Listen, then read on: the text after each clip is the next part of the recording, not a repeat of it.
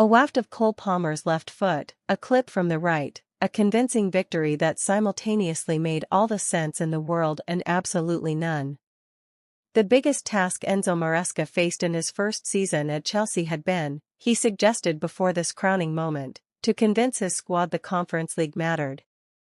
As the entire playing staff streamed across the turf to hail Moises Caicedo's clincher, they offered up a convincing impression of a group that had firmly grasped the message. Palmer did not quite dominate this final, but he bent it in Chelsea's direction, drifting this way and that until everything around him clicked. Before his delivery onto the primed head of Enzo Fernandez, they had grasped for synthesis without threatening it.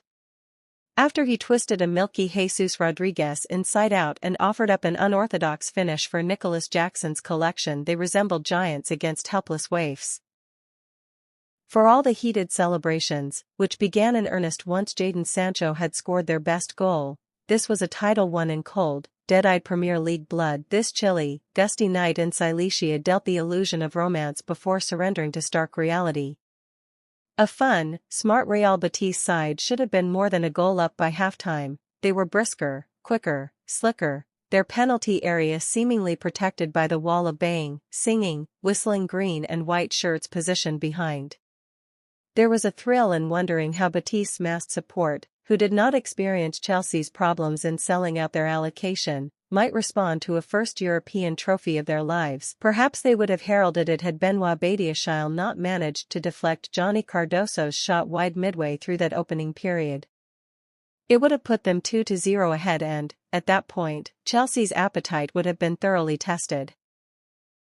Betis were a joy to watch for spells, Isco pulling the ball down from the sky in one action and harrying back towards his own corner flag to chauffeur it for a goal kick in another. His assist was an exhibition of vision nobody else on the pitch could have produced.